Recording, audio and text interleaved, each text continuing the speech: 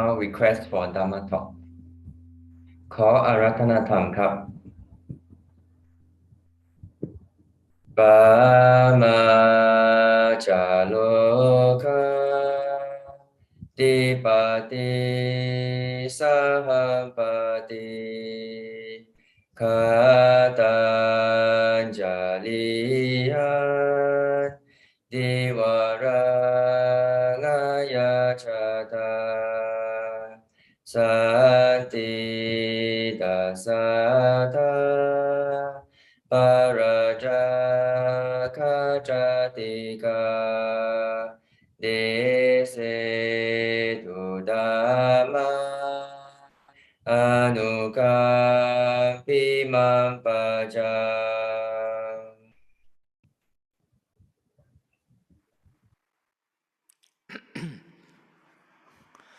นะโมตัสสะภะคะวะโตอะระหะโตสัมมาสัมพุทธัสสะนะโมตัสสะภะคะวะโตอะระหะโตสัมมาสัมพุทธัสสะ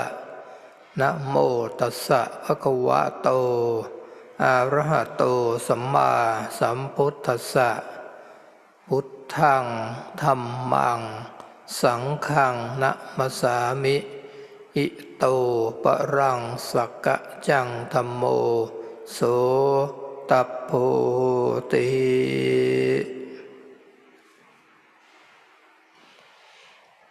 ขอนอบน้อมแด่พระผู้มีพระภาคเจ้าพระองค์นั้นเป็นผู้ไกลจากกิเลสตรัสรู้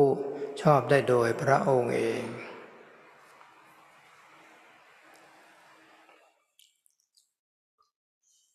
เจริญพรเจริญธรรมท่านผู้มีจิตศรัทธามาเข้ากรรมฐานออนไลน์กันในปีนี้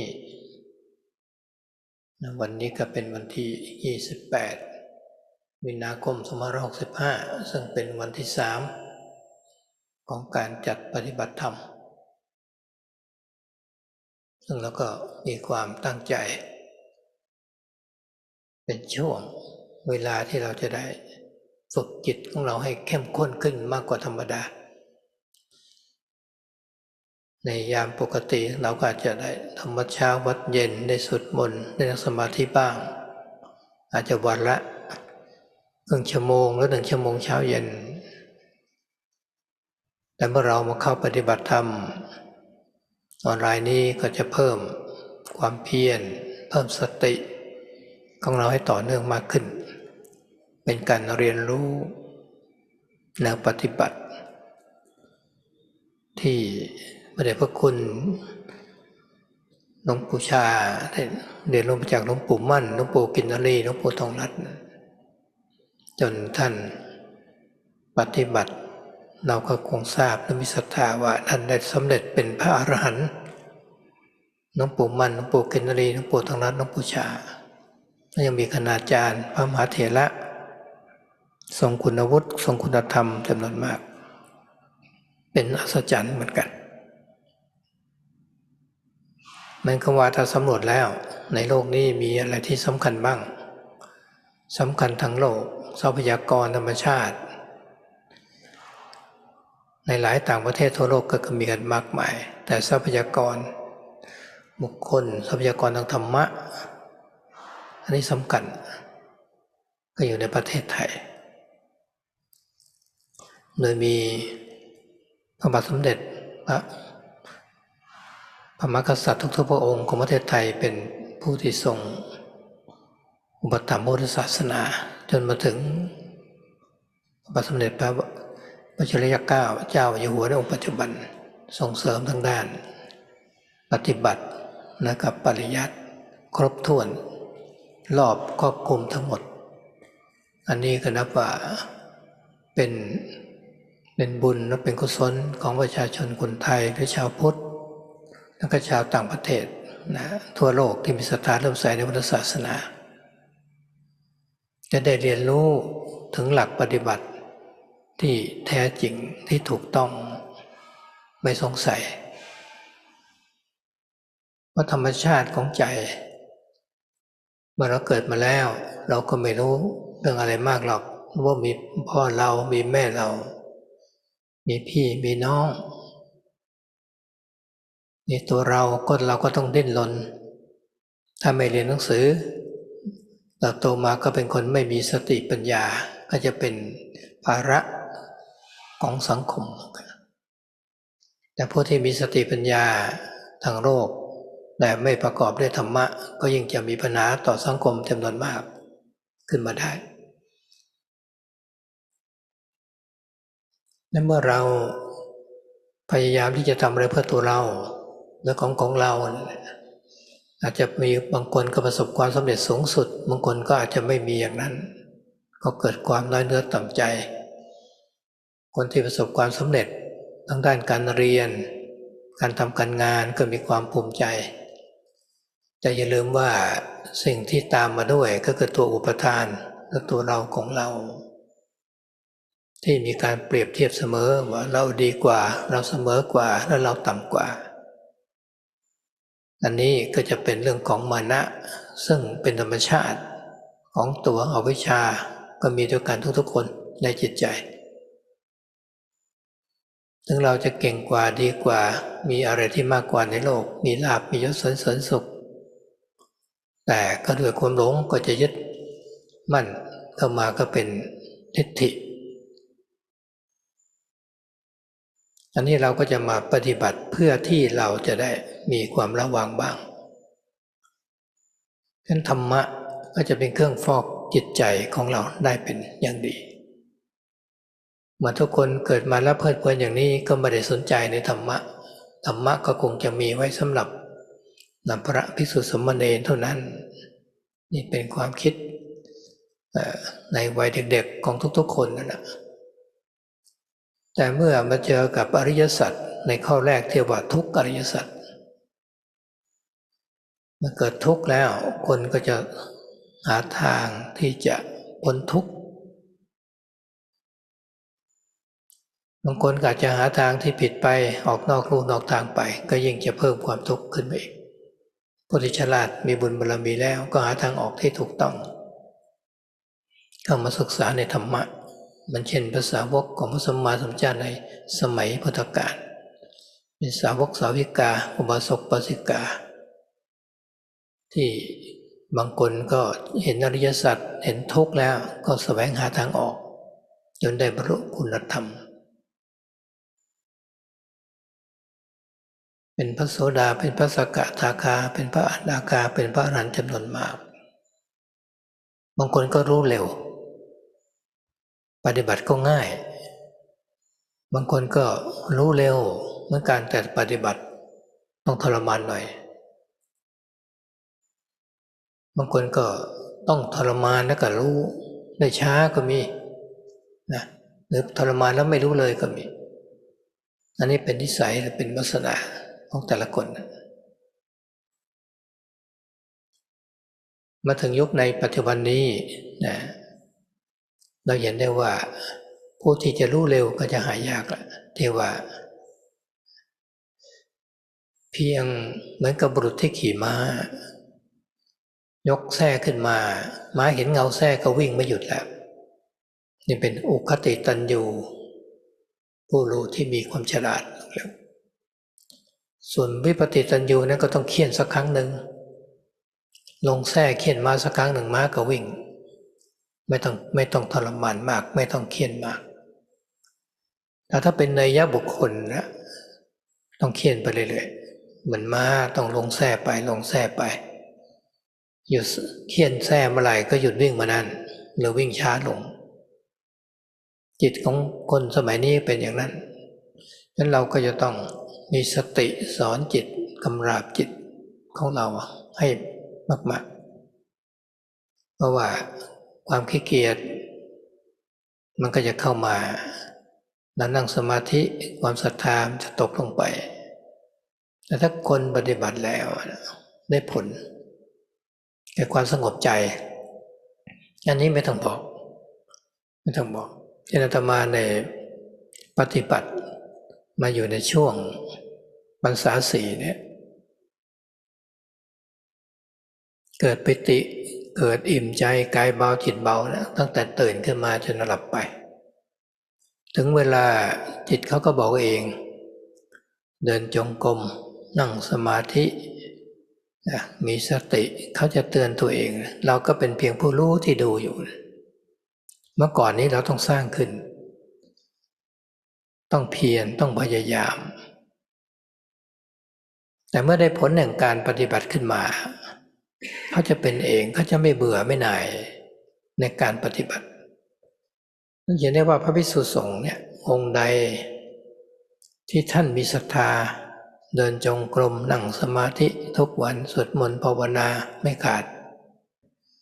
บางองค์บางท่านก็ทำกิจสงฆ์ด้วยก็มีปฏิปทา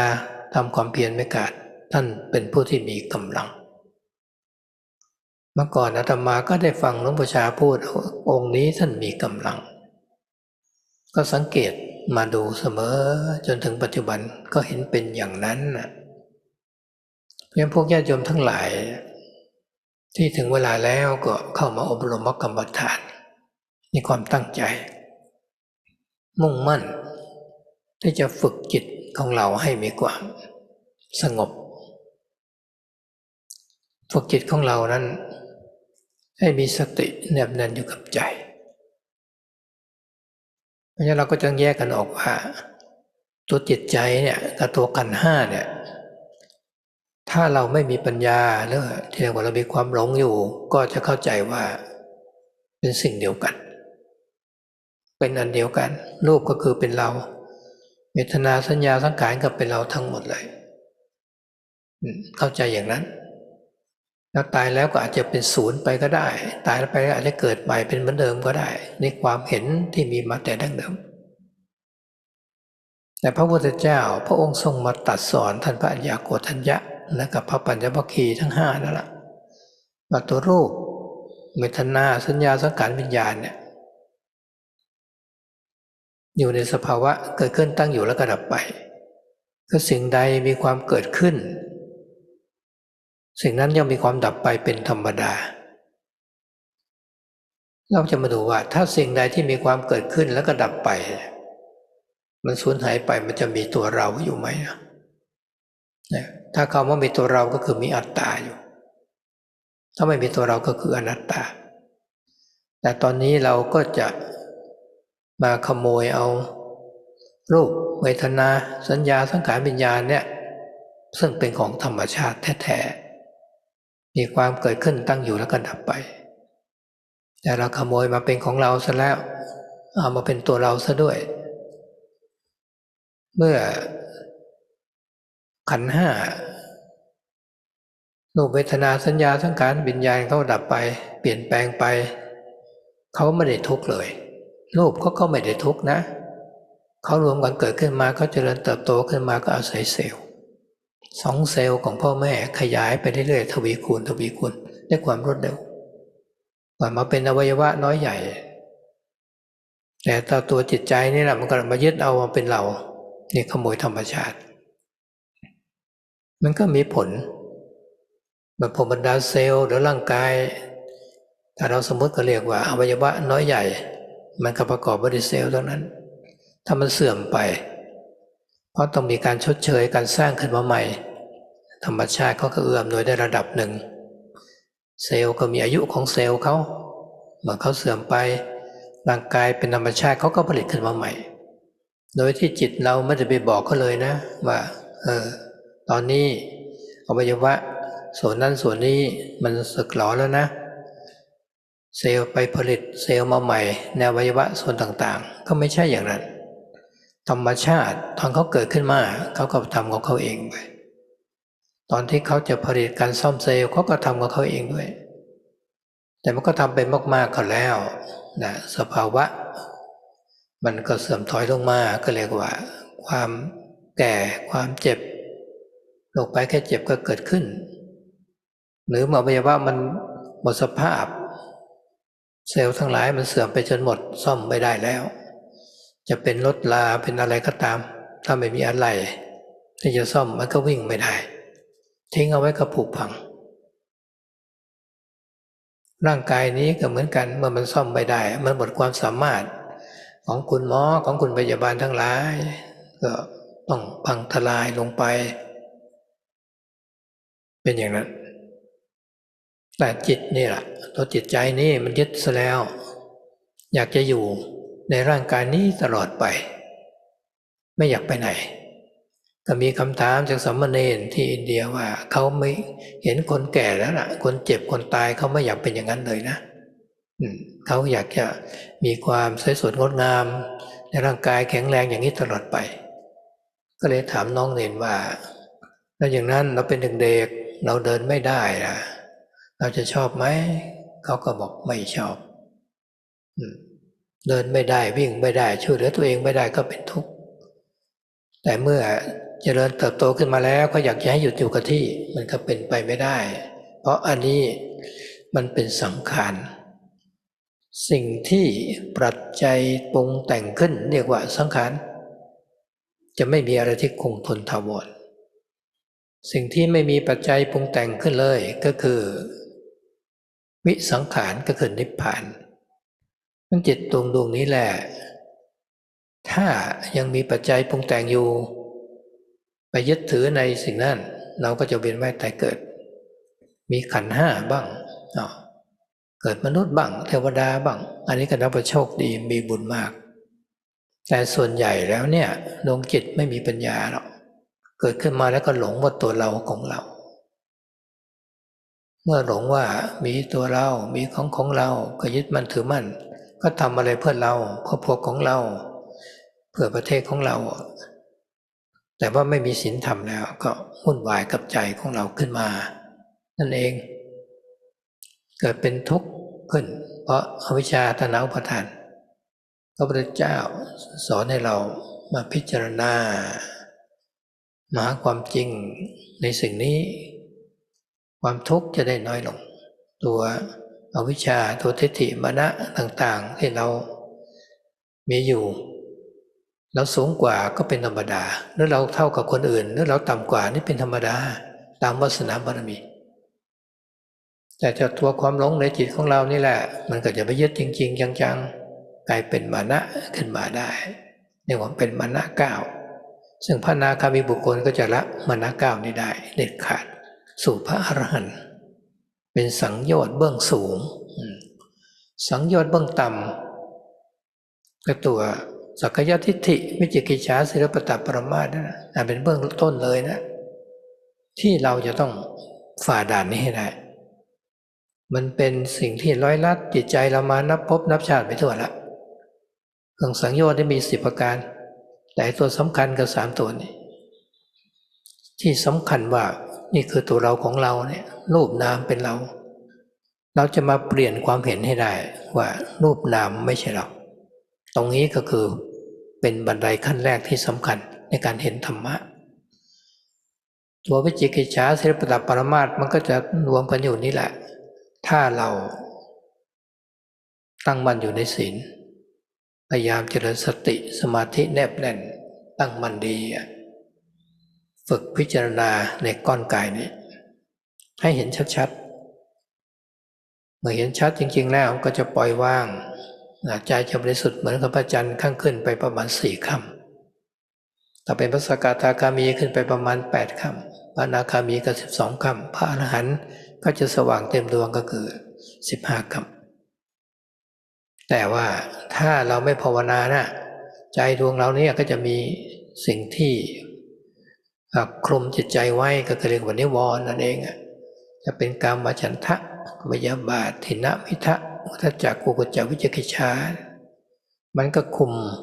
มันเป็นสีดำคุมใจเราไว้ใจเราก็เลยมองไม่เห็นไม่สงบก็วุ่นวายถ้าเป็นตรงนี้เราต้องมีศีลนะถึงจะมีความโลภมีความโกรธมีความหลงแต่เราไม่ทำคือศีลท่านเปรียบเทียบอุปมาอุปไมยเหมือนกับเสืออยู่ในกรง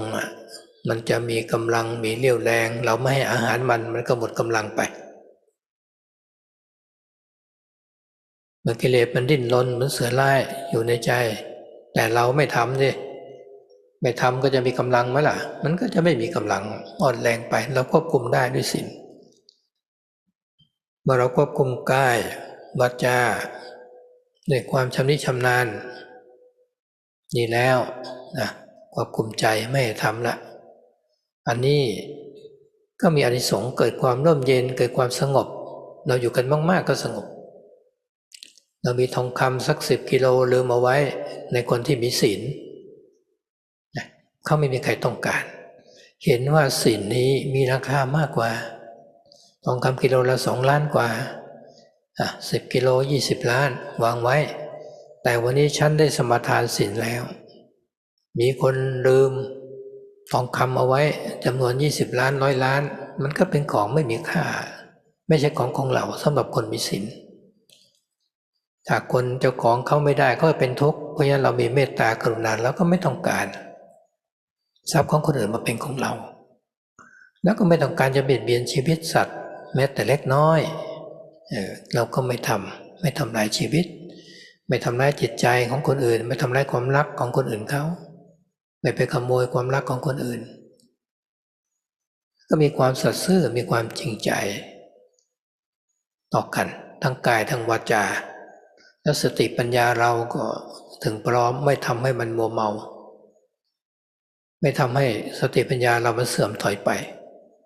เพราะมันจะเป็นโทษที่เราไม่สามารถฝึกสติสมาธิได้อันนี้เห็นใช่ไหมว่าศีลเนี่ยเป็นโภคทรัพย์อริยทรัพย์มีคุณค่ามากทีเดียวหาประมาณไม่ได้นะครูบาอาจารย์บางทีท่านก็ตัดพูดว่ามีญาติโยมทั้งหลายมากราบท่านนะหลวงปู่ขาวท่านบอกว่าอันนี้เขาหอมทวนลมแล้วเขามาตามกลิ่นของศีลท่านว่าอย่างนั้นนะหลวงปู่ขาวว่าทำของเพลศีลของกลิ่นของศีลนี่หอมทวนลมเราเห็นได้ว่าดอกไม้ก็ตามที่มีกลิ่นหอมทั้งหลายก็หอมสู้ศีลไม่ได้เพราะว่ากลิ่นของดอกไม้ที่หอมนั้นไม่สามารถหอมทวนลมได้เพราะฉะนั้นเมื่อพวกเรามาปฏิบัติได้สมาทานทั้งศีลห้านับว่าเป็นอริยทรัพย์อันประเสริฐเป็นบันไดข้อสำคัญที่เราจะฝึกสติทำสมาธิสมบูรณ์เป็นแนวทางเดียวที่จะได้รู้ธรรมเห็นธรรมพระสัมมาสัมพุทธเจ้าพระองค์ก็ตรัสสอนท่านสุภัททปริภาชกว่ารอยเท้าในอากาศไม่มีเป็นคำพูดที่คมมากปัญญาไม่มีใครเสมอเหมือนพระองค์แล้วเราก็รู้อยู่แล้วอากาศมีแต่นกบินไปบินมาแล้วสมัยนี้ก็มียวดยานบินได้แต่ไม่มีรอยเลยบินแล้วกันใช่ไหมไม่เหมือนกับว่ารอยเท้าหรือรอยต่างๆในพื้นดินพื้นทรายในอากาศนี้ไม่สามารถทำรอยไว้ได้ถ้ารอยเท้าอากาศไม่มีฉันใดก็ตามอริยมรรคมีองค์8ถ้าบุคคลที่จะได้มรรคผลนิพพานไม่มีนอกจากอริยมรรคมีองค์8ต้องอยู่ในศีลสมาธิปัญญาเท่านั้นเมื่อคืนก็มีคำถามมาจากพวกเราที่ปฏิบัติธรรมออนไลน์นั่นแหละว่าศีลนี่เป็นของสำคัญใช่ไหมที่จะนำไปสู่ความพ้นทุกข์ตัดวัฏสงสารนะบอกใช่ศีลสมาธิและกับปัญญานี่เป็นญาณที่สำคัญมากเป็นอริยญาณอริยมรรคญาณผู้ที่ปฏิบัติไปแล้วสามารถเห็นธรรมออกจากโลกได้ว่าอยู่เหนือโลกเมื่อเรามาเป็นนักปฏิบัติเนี่ยเราก็อยากจะทราบเหมือนกันมันอยู่เหนือโลกเป็นอย่างไรพระโสดาบันเป็นอย่างไรในเบื้องต้นอยากจะทราบมากอยากจะรู้อยากจะเห็นแต่ความอยากนี่แหละมันก็เป็นเครื่องกังวลกวายใจอีกเหมือนกันเพียงแต่ระวังความอยากเอาไว้ก่อนแล้วเราก็ปฏิบัติในศีลสติสมาธิปัญญานี่แหละหรืออยู่ในศีลสมาธิปัญญารวมกันเข้ามาเนี่ยนะปฏิบัติตามนี้เถอะเราทุ่มเทไหมล่ะเราเรียนกันมาหลายปีกว่าเราจะสำเร็จแล้วเราก็ทำงานอีกก็ไม่ใช่ง่ายแล้วเราอาจจะต้องทำอะไรที่มีความรู้พิเศษในที่รับเกียรติยศสูงๆขึ้นไปอีกก็ต้องใช้ความเพียรพยายามทั้งนั้นการปฏิบัติเราก็ต้องทำอย่างนั้นนะไม่ใช่ง่ายๆว่าเราทำไปชั่วประเดี๋ยวประดาวแล้วเราจะเข้าใจในธรรมะแต่ว่าเป็นสิ่งที่อัศจรรย์ว่าธรรมะนี้มีอยู่แล้วไม่ใช่ว่าเราต้องไปหา ธรรมะนี่เปิดเผยอยู่แล้วรูปเวทนาสัญญาสังขารวิญญาณก็เปิดเผยความเป็นอนิจจังทุกขังอนัตตาอยู่แล้วธรรมชาติเป็นอย่างนี้แต่ทำไมเราไม่เห็นล่ะก็เหมือนกับคนตาบอดสีมีไหมวัตถุสิ่งของต่างๆก็มีแสงก็มีนะสีก็มีแต่คนตาบอดก็มองไม่เห็นแต่ถ้าเขาไปรักษาไปเปลี่ยนเลนส์ตาไปทำจอประสาทตาอะไรให้มันดีขึ้นมาแล้วเขาสามารถมองเห็นได้ความเสื่อมของจอประสาทตาหรือว่าเลนส์ตาแก้วตาหรือปัญหาทางโลกตาก็ไม่สามารถที่จะรับรู้สีทั้งหลายหรือแสงทั้งหลายที่จะเข้ามาสู่ตาได้แต่สิ่งทั้งหลายก็มีอยู่เมื่อรักษาตาให้ดีแล้วก็เห็นมันธรรมชาติเขาเปิดเผยอยู่แล้วความเป็นอนิจจังทุกขังอนัตตาพระพุทธเจ้าท่านพระองค์ตรัสว่าพระองค์จะมาตรัสรู้ก็ตามหรือไม่มาก็ตามธรรมธาตุใดในกรณีนั้นอันเป็นตถาตาคือการอาศัยกันแล้วเกิดขึ้นน่ะมันมีอยู่แล้วนะเพราะฉะนั้นเราต้องทำจิตของเราให้ตื่นรู้ขึ้นมาเหมือนรักษาตาให้มันดีก็จะมองเห็นอันนี้ก็จะเป็นตาในตาในเนี่ยแม้คนตานอกตาข้างนอกมองไม่เห็นแต่ตาในสว่างไสวก็สามารถบรรลุเป็นพระอริยบุคคลได้โดยการที่มีจิตเป็นสมาธิแล้วก็พิจารณากายนี้เห็นเป็นอนิจจังทุกขังอนัตตาก็จะเห็นธรรมได้ตาข้างนอกก็เห็นแต่วัตถุสิ่งของทั้งหลายซึ่งเราก็เห็นกันมามากเห็นแล้วก็มีความยินดีเห็นแล้วก็มีความยินไล่ผู้ที่มีสติปัญญาดีก็สามารถสร้างปัญญาขึ้นมาแล้วเอาชนะเอาวิชาขึ้นมาได้แม้ไม่มากเพราะฉะนั้นความมุ่งหวังของเราจะต้องเอาของหนักในเบื้องต้นคือความเห็นผิดเปลี่ยนเป็นความเห็นที่ถูกต้องให้ได้ทำลายตัวความหลงที่ว่าเป็นเรานี่แหละของเราให้ได้เราถึงจะเห็นตนที่แท้จริงเห็นตนที่เรายึดถือว่าเป็นตัวเป็นตนเนี่ยแสดงว่าเรามีความหลงในตนนี้แต่ถ้าเราเห็นตนนี้ที่แท้จริงเห็นว่าตนนั้นน่ะมันไม่มีมันไม่เที่ยงเป็นทุกข์เป็นอนัตตาเหมือนท่านพระอัญญาโกฏัญญะและพระปัญจวัคคีย์ท่านเห็นอย่างนี้ท่านก็เลยเห็นธรรมเพราะฉะนั้นพวกเราก็มีโอกาสที่ดีว่าจะต้องเห็นธรรมได้เพราะอวิชชามันก็มีทุกคนแต่มรรคผลนี้มันก็เกิดขึ้นได้ถ้าเราเดินอยู่ในศีลสมาธิแล้วก็ปัญญาขอให้เราเพียรหรือว่าตั้งใจให้มากทำให้มากเกินให้มากก็เป็นโอกาสที่ดีว่าในช่วงเข้ากรรมฐานเนี่ยเราจะได้เรียนรู้จิตของเราเป็นยังไงให้จิตของเรามันแยกกับขันธ์ห้าให้ได้ให้เห็นขันธ์ห้าว่าขันธ์ห้านี้มันไม่ใช่เราไม่มีในเรานะเราเองไม่ใช่ขันธ์ห้านี้และขันธ์ห้านี้ก็ไม่ใช่เราด้วยมันเป็นอะไรมันเป็นธาตุธรรมชาติมันเป็นธรรมะอย่างหนึ่งสภาวะเกิดขึ้นตั้งอยู่แล้วก็ดับไปมันจะเป็นของเราไหมเป็นปรากฏการณ์ตามธรรมชาติแต่เราได้ฟังแล้วเราก็คิดพิจารณามันก็ไม่ใช่อย่างนั้นจริงๆนะแต่เมื่อเรารับรู้อารมณ์ในความรู้นี้มันไม่พอสติไม่พอปัญญาไม่เกิดมันก็ไปยึดแล้วมันเร็วมากต้องทำยังไงก็ต้องมาฝึกกันถ้าเราไม่ฝึกจิตมันก็จะยึดมั่นถือมั่นอย่างนี้ไปทุกภพทุกชาตินั่นแหละถ้ายึดมั่นในความดีละความชั่วก็เป็นมนุษย์เทวดาเหมือนพระอรหันตเจ้าพระอริยเจ้าในสมัยพุทธกาลนะท่านอนาถบิณกเศรษฐีพระแม่วิสาขามหาอุบาสิกาและมหาอุบาสกมหาอุบาสิกาจำนวนมากสร้างบารมีมาจากสมัยพระพุทธเจ้าพระองค์ก่อนนู้นมานานมากแล้วจนถึงพระพุทธเจ้าเราเนี่ยท่านก็เกิดระหว่างมนุษย์กับเทวดาคือบารมีของท่านมันถึงละถึงแม้ว่าท่านยังไม่ได้เป็นพระโสดาบันพระสกทาคามีพระอนาคามีพระอรหันต์แต่บารมีธรรมของท่านมีสูงแล้วท่านสร้างมามากท่านก็เกิดระหว่างมนุษย์กับเทวดาหรือพระอรหันตเจ้าในสมัยพุทธกาลหรือในสมัยนี้ก็ตามท่านก็เกิดระหว่างมนุษย์กับเทวดาไม่ได้ตกต่ำไปแต่การเกิดขึ้นมาในชาติสุดท้ายก็ยังมีวิบากกรรมติดตามท่านมาอันนี้เรียกว่าเป็นเศษกรรมวิบากกรรมก็เป็นธรรมดาอันนั้นเป็นของภายนอกแต่ไม่ได้สามารถทำอะไรจิตใจของท่านได้เพราะสังขารนี้เกิดขึ้นมามันก็ต้องเปลี่ยนแปลงไปเซลล์เสื่อมไป พระอรหันตเจ้าพระท่านก็จะต้องแตกสลายเหมือนกันไม่มีใครที่จะอยู่ได้พระสัมมาสัมพุทธเจ้าเป็นเลิศที่สุดบารมีมากที่สุด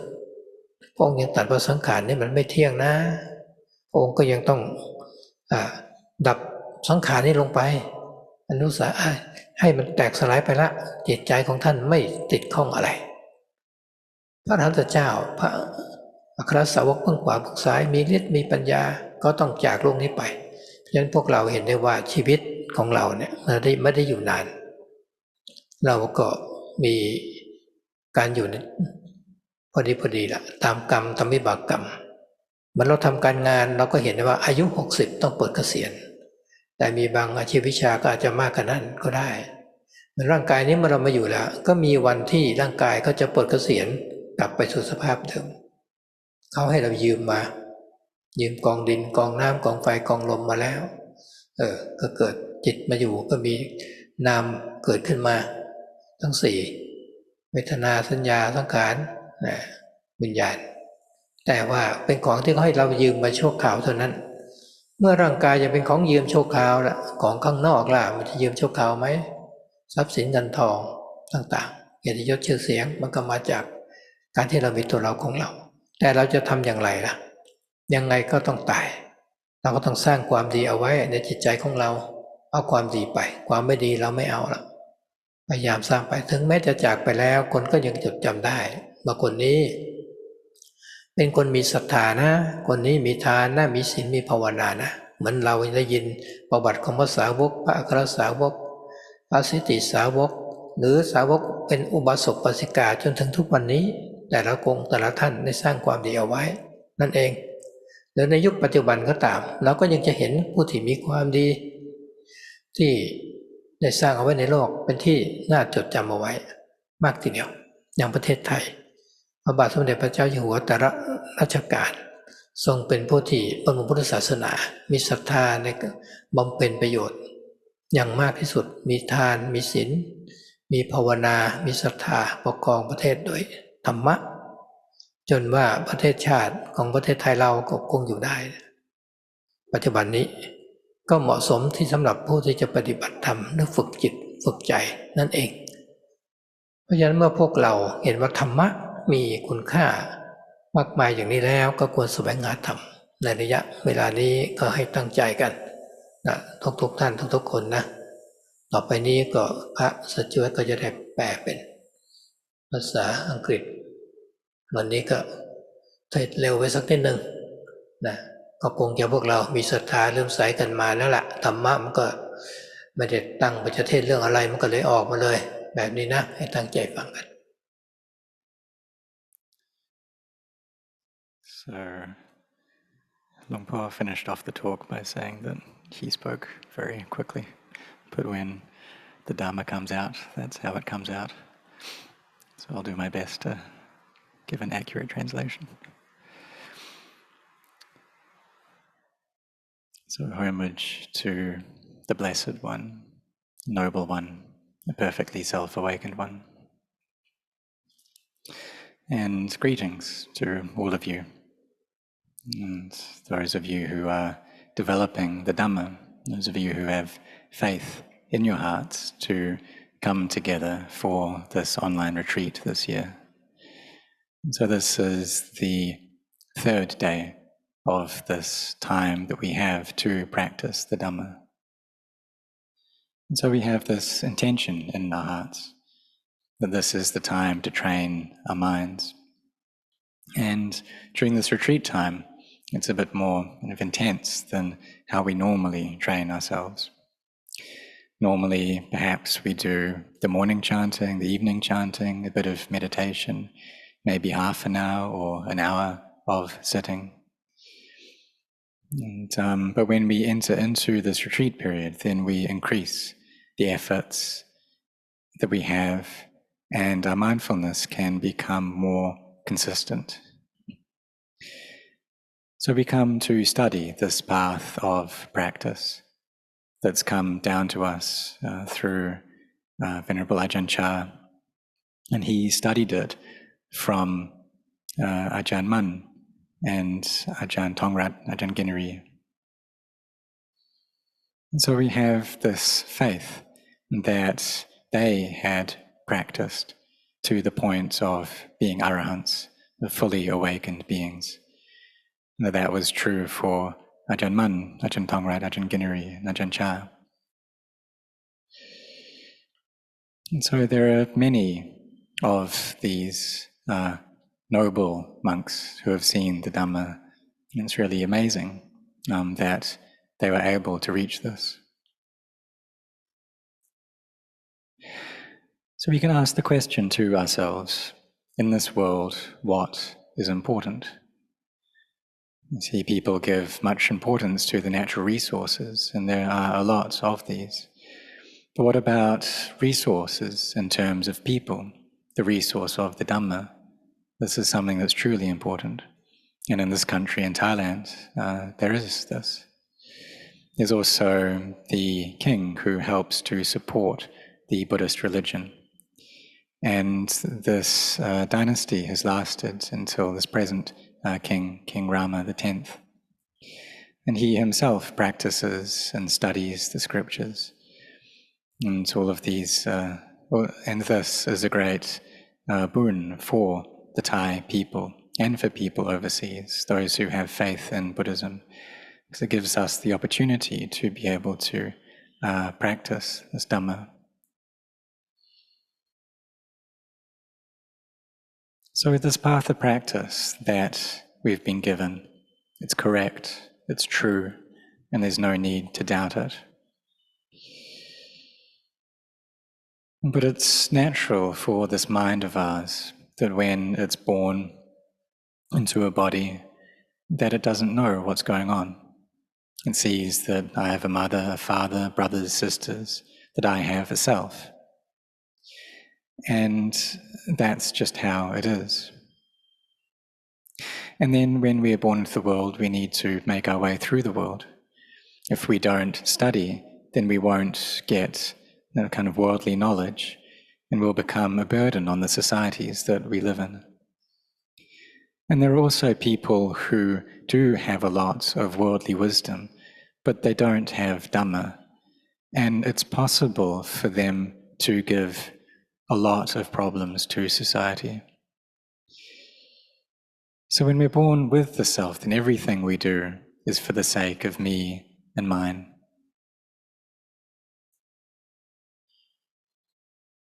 That we study, we go to work, we have our efforts in that. And we're able to succeed to one degree or another. And those who gain success, they feel pride in that success. But we shouldn't forget that even though we may gain these things, even though we may succeed, that if there's ignorance there, then we'll attach to that as being me, as being mine. And then this conceit comes up that I am better, I am equal, or I am worse to others. And it's natural with the mind that's affected by ignorance to be that way, because this ignorance is there in the hearts of all people. And so if we are better, then we attach to that. If we gain a lot of things, if we gain praise or status or pleasure, then delusion makes us attach to that, and this conceit arises. So we need to come to practice the Dhamma, because this Dhamma is a great means to purify our hearts. And those people who are distracted, entertained by the things of the world, they don't have an interest in the Dhamma. They say that the Dhamma, it's just for monks, it's just for nuns, just that. And they think, or children think like that. It's how all kids think. But it's when we ourselves come across the first noble truth, this truth of dukkha, then we seek a path to find freedom from that suffering.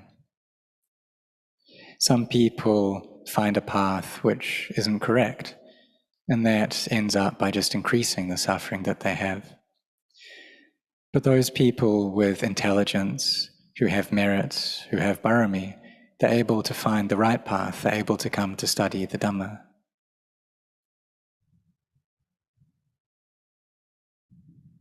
So it's like many people during the time of the Buddha. They saw this truth of suffering and they found a path out until they could attain to the Dhamma, attain to Sotapanna, stream entry, or Sakadagami, Anagami, Arahantship, this full awakening. There were many who were able to do this. Some people could know and gain insight very quickly, and the practice was smooth. Some people could gain this quick knowledge, but the practice was a lot of suffering. And there were also those for whom the practice was very tough, and it was slow as well. There were also those for whom the practice was tough and they didn't gain knowledge. And so it depends upon what each individual has accumulated from the past. In this present day and age, those people who are able to gain quick knowledge are hard to find. And so it's like a horse, those who gain this quick knowledge. It's like a horse that all it has to do is see the shadow of the whip and it starts galloping. So people with intelligence are like that. And then there's the second kind of practitioner, those who just need to get whipped once and then they run. And the third kind, they need constantly to be whipped. And as soon as they stop getting whipped, then they stop running or they slow down. So people practicing in this present day are much like this third kind. So we need to have mindfulness there, teaching our minds a lot, reminding ourselves a lot. And because it's very natural for us that when we sit in meditation, that laziness will come up at times, that our faith will decrease. But for those who gain results from their practice, who are able to meet with peace of heart, they don't always need to be telling themselves to practice, reminding themselves. So it's like for myself, during my fourth, myself being Ajahn Anan here, during my fourth year as a monk, there was a lot of joy that came up in my heart. The heart felt very full, the body and the mind were light. And when it came time to practice, then that would just happen. And the mind wouldn't have to force, it wouldn't have to make or even give instructions. It would just walk in meditation, sit in meditation.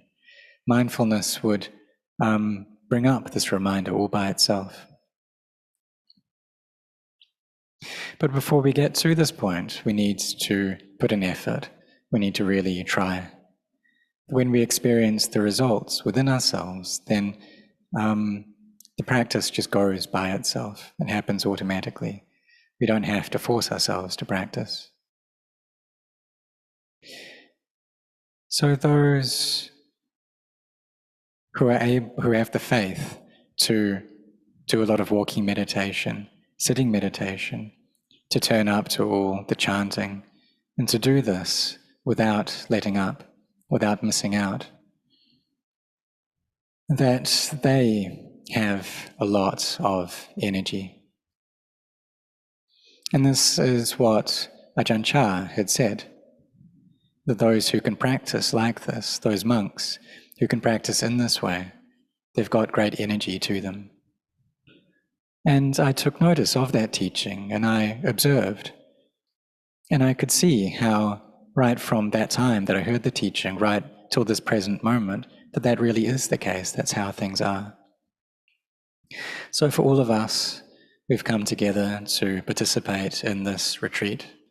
And we have that sincerity of heart, that focus to do this, to train our minds, to bring them to peace, to bring up mindfulness and make this firmly established in the heart, So what we need to do is separate the mind out from the five khandhas. If we don't have wisdom, if delusion is there, we'll understand that the mind and the khandhas are the same thing. That this body is mine, that feelings, perceptions, mental formation, sense consciousness, these are me. We gain that kind of understanding. But when the Buddha taught Venerable Anya Kondanya and the five ascetics, what he said was that form, feeling, perception, mental formation, sense consciousness, that these are always arising, persisting, and ceasing. That anything that is of the nature to arise is of the nature to cease. So we can observe for ourselves the things that arise and cease, the things that disappear. How can they have a self to them? If we see it as being self, this is atta. If we see it as being non-self, this is anatta. But the thing is that we steal these things. We steal form and feelings and perception, mental formation, sense consciousness, and take possession of them. We steal nature. All of these things that arise, last, and cease, we take them, we steal them as being mine, as being me. But when these five khandhas get old, they get painful, they start dispersing, they start changing, none of them experience any suffering. The body itself doesn't suffer. When the body is born, then it starts off with just two cells. And those cells multiply very quickly and start producing various organs in the body. But this mind comes into it and attaches to it as being me. And so what we're doing is stealing nature. And this has its results as well. Because when the cells in this body start to deteriorate, well, in the beginning, they can build up new cells. All of these have their age. Well, the cells in the body, they have their lifespan. And they start to break apart and they die. And then the body, just through its natural processes, builds up new cells to replace them. And it doesn't need for the mind to instruct it to do that. We don't tell our bodies that right now you're going to produce new cells in this organ and that organ. That's not how it works. But rather nature just produces them, builds them all by itself. But as this process carries on, this body lasts, and deterioration takes place. Then old age sets in, and the body becomes more painful. And the organs start to deteriorate in their condition. The cells aren't able to repair themselves in time. So it's like a car that's breaking down. And if we don't have parts to replace the ones that are broken, then the car just can't go. And we have to just throw it away. So the body is just like that. When it gets to a state where we're not able to repair it anymore, the doctors can't help us, then it needs to break. And that's just how it is. But this mind attaches to it. It wants for this body to last forever. It doesn't want to go. So there was a novice from India who saw old age, sickness, and death. And he said, I don't want for that to happen to me. I want for this body to be strong and beautiful forever. And so I asked him, well, what was it like when you were a child? And if you had to stay in that state forever, being that state of not being able to help yourself, not being able to walk or move about, would you want that? It'd be a lot of suffering.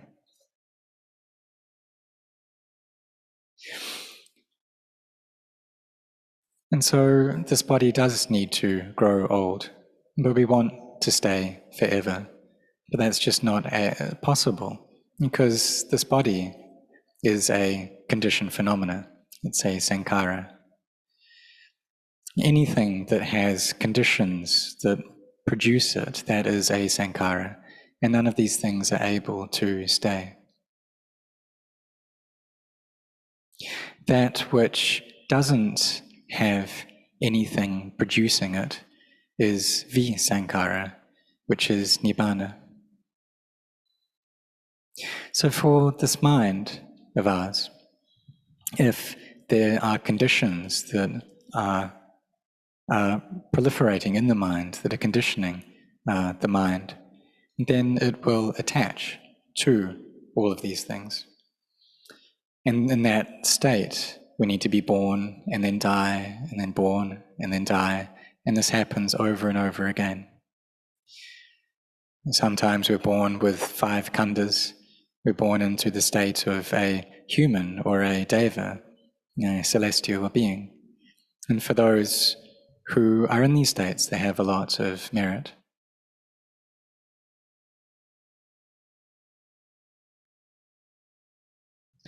But there's still attachment that comes up. And as soon as we're born, that we cling. And when we do something, it's for me or for my family, for my country. But if we proceed in that way, without virtue, without morality, then we can produce a lot of confusion and chaos within ourselves and within the world, produce a lot of suffering. Because there is this ignorance, clinging and craving there. So the Buddha taught us to contemplate, to find the truth of these things, and to know the truth. And through that, the suffering we experience gets less and less. When there's ignorance there, it's normal for there to be conceit as well. It's normal to see ourselves as being better or equal or worse to others. But that delusion fixates on that, and we take that as being the reality. And there are these 9 kinds of conceit that come up. And it's the anagami, the non-returner, who's been able to abandon all of this conceit. And this conceit is one of the higher fetters. The lower fetters are those of this self-identity view, skeptical doubt, attachments to rites and rituals. This is the first gate that we need to pass through. These are the things that have bound tightly around our hearts for countless lifetimes. This giving importance and identity that we have towards physicality and mentality as being me. And this is a view that we need to change so that we can see into not self.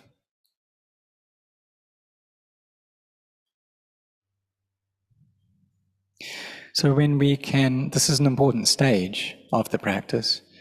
because by passing through this first gate, by getting rid of this self-identity view, attachments to rites and rituals, skeptical doubt, then we're able to see the Dhamma. So we need to be well established in virtue.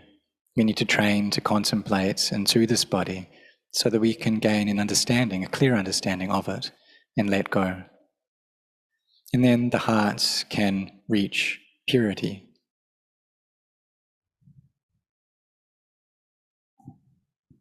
So these stages of purity, that the mind steadily becomes more and more pure. So if we reach the first level of awakening, then it's like the moon on the 4th day of the lunar month. And then the second level of awakening of Sakadagami, it's like on the 8th night of the lunar month. And then non-returner, it's like the heart becomes the moon on the 12th night, and then full awakening, arahantship, and the heart becomes like the full moon on the 15th night.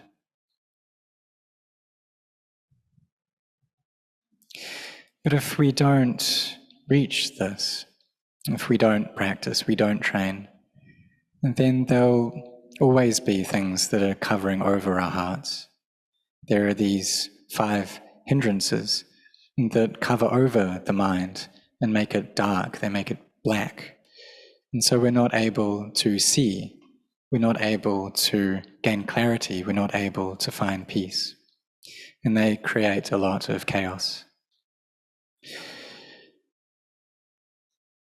So this is why sila is so important. Because even though we still have greed, aversion, delusion in the mind, but through the power of virtue, we don't follow those, we don't act upon them. So there's a comparison given to it being like a tiger that is frightening, that's powerful, but it's in a cage. And if we don't feed it, then it will start losing its energy and become weak. So these defilements are the same, even though they may be full of energy, even though they may be very fierce. If we don't follow them, will they still have energy? Well, they won't. They become weaker and weaker. And initially we restrain them through sila, through controlling our acts of body and speech. And when we're skilled in that, then we won't allow our minds to act upon those defilements. And the benefit of this is coolness and peace in heart. So we feel at ease then. And if we're around people who have sila, then there's great ease. Even if we leave a lot of gold around, these virtuous people won't want that gold because they see that sila has far more value to it. Even if it was $20 million worth of gold, but because these people are keeping the precepts, then they won't see it as having any value whatsoever, because they see that it belongs to someone else. They don't want to take it for themselves. They see that stealing produces suffering, it harms other beings. And so, because of the kindness and compassion that they have, they don't want to take the possession of others. They don't want to harm any being, no matter how small it may be. They don't want to cause any damage or pain to the hearts of others. There's no wish, or they won't take the loved ones of others.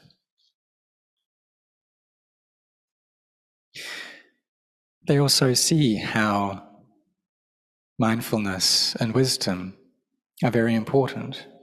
and so they won't get drunk. They won't allow their mindfulness and wisdom to decrease. Because they see that if that happens, then this will damage their mindfulness, damage their samadhi. They see that sila, this virtue, is a noble wealth that has immense value, that we can't find the end of its goodness. So there was one great teacher who was teaching Dhamma to his lay disciples, Ajahn Anan, and he said that sila, it's like, it has this special fragrance to it, and it's much greater than the fragrance of a flower. Because the fragrance of a flower, that just follows the breeze. It's not able to go against the wind. But the fragrance of sila, however, can go against the flow of the wind. And it's a noble wealth. It's a ladder that takes us up to mindfulness and samadhi. It forms the path that can take us to knowing the Dhamma. So our Buddha, the fully self-awakened Buddha, he once taught a wanderer called Subhatta, and he said that there are no footsteps. There is no tracks in the air. And he adds a lot of wisdom, very sharp wisdom. You couldn't find anyone who could compare to his wisdom. So we see that even though there are beings that cross through the air, there are birds, and nowadays we have planes, but they don't leave any footprints behind, they don't leave any tracks. It's not like the earth, that there can be footprints. In the air, these don't exist. And so too, just as there are no footprints in the sky, that there are no beings who are able to attain to Margapala Nibbana, to the paths, the fruitions, and Nibbana outside of the Noble Eightfold Path. That no one's able to get to awakening without Sila, Samadhi, and Panya. That we need this to awaken. And it's only that will allow us to awaken. And so there was one person who asked, well, Sila, can that take one to freedom from suffering? Can that cut down the cycle of samsara? And this whole path of Sila, Samadhi, and Panya is able to do that. It's a very significant vehicle. It's a noble vehicle. That when people follow this, when they practice, then this takes them above the world. So for us as practitioners, we want to know what's that like? What's being above the world like? What's it like to be a Sotapanna? We want to know this. But this desire to know can make the mind unsettled and at ease. And so it's something that we need to put down for now and just come to practice and come to develop this path of Sila, Samadhi, and Panya, to really be firm on this. So for us, we've come together for this retreat. We're practicing, following these teachings. And we need to put our efforts into this as well. Because we see how when we studied at school, it took many, many years for us to succeed at that. And then we go to work and it's not easy to gain success in our work. And then we maybe even specialize in our occupations and study to a higher degree. And all of this requires a lot of effort, and the practice is no different. It's not easy. It's not like if we're lazy, we're going to be able to gain an understanding of the Dhamma. It's something that we need to practice. But this Dhamma is amazing. It's something that is always here. It's always open and revealed. It's not something that we need to bring into being. It's like anicca, dukkha, anatta, this nature of instability or impermanence and stress and not self. It's already revealed that this is the way that nature is. So why is it that we don't see that? It's like we're blind. And for a blind person, well, the colors in the world are there. All these material objects, they're still there. Light is there. But it's just because that person is blind that they can't see any of these things. But if they get their eyes looked after, and they cure them of whatever's wrong, then they'll be able to see all these things. And perhaps their retinas aren't working well, and so they're not able to come to know these colors and these forms. But when they get that cured, then they're able to see them. And so it's the same with anicca, dukkha, anatta, that it's always revealed, it's always here. And the Buddha said that whether a Tathagata awakens in this world or not, the nature of things is to be this way. And how it's conditions that give rise to things, that that's just how it is. So therefore we need to bring our hearts to awakening.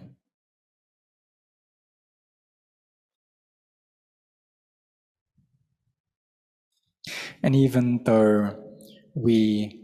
need to open up these inner eyes of ours. Even though our external eyes may not be so good and we don't see external things, but if there's light to our inner eye, then we'll be able to awaken. We'll be able to become an Arya Pugala, a noble being. So we should contemplate these bodies, seeing them as being anicca, dukkha, anatta, gaining understanding into the Dhamma. Because we've seen so many external things already, and those just pull the mind into liking and disliking. But for the people who have strong mindfulness and wisdom, they're able to win out over ignorance. So therefore, we need to put in our effort. And through this effort, we'll be able to change these wrong views that we have. We'll be able to destroy delusion.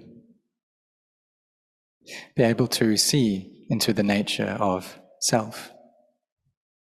Because if we see the self and we attach to that as being me, as being mine,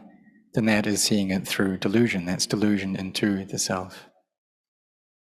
But if we see the self and we see that there's no true self there within it,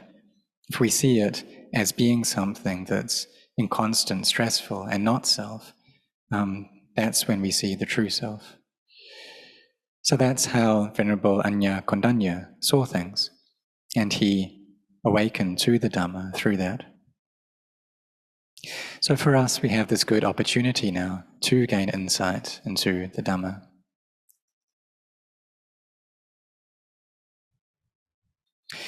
And even though there is this ignorance there within our minds, we're still able to train them to the point where we can reach Magga Phala Nibbana. And it just depends on us walking on this path of Sila, Samadhi, and Panya. So may you set your hearts on this, may you develop this a lot, may you do this a lot, because this is such a good opportunity that we have now.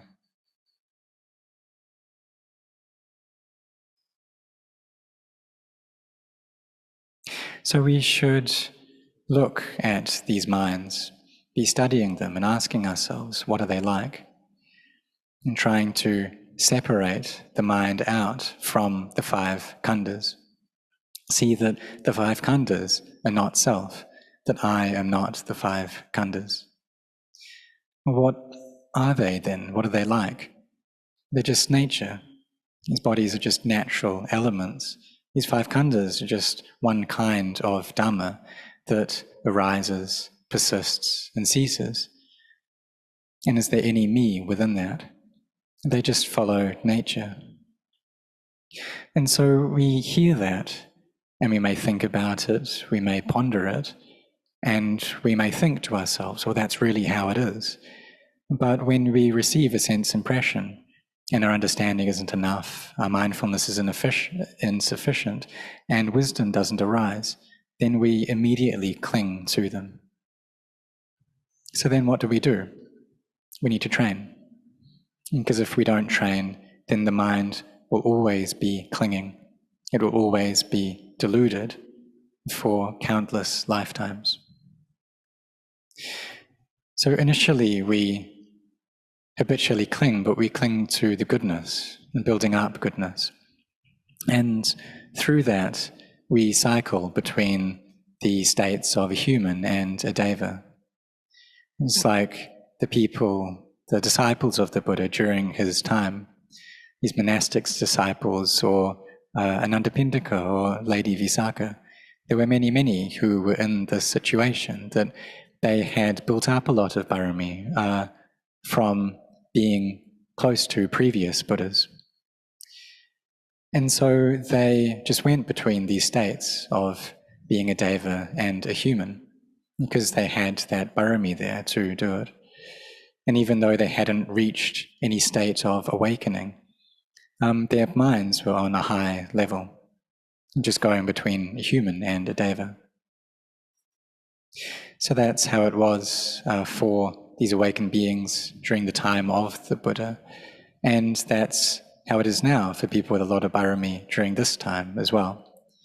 that they can either be born as devas or humans, that their minds don't fall down.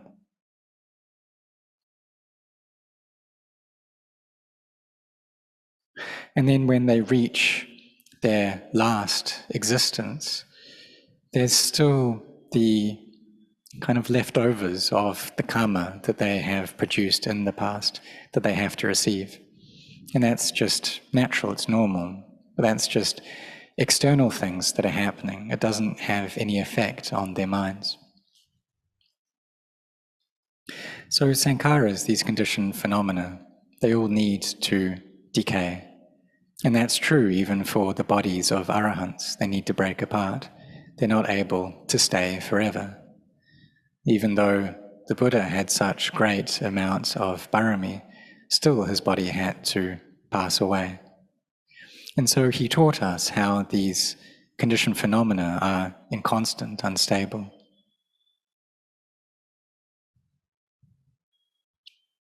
Even the great arahants who had such immense wisdom and psychic powers, they still needed to be separated from this world. So we see how life doesn't last long.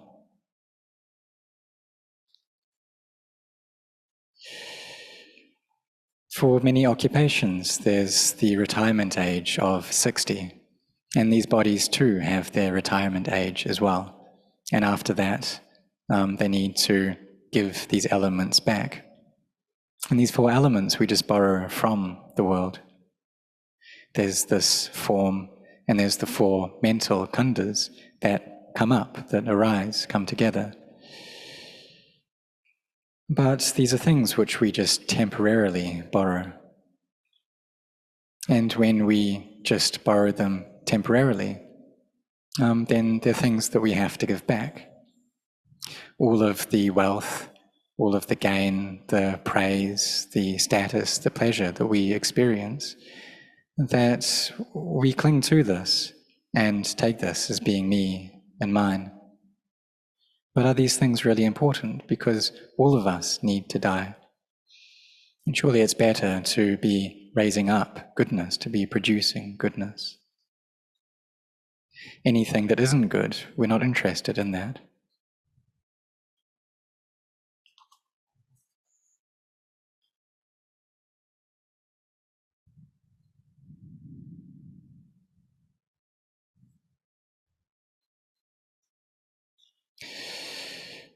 So those beings, those people who have used their time well in this world, who have built up a lot of goodness,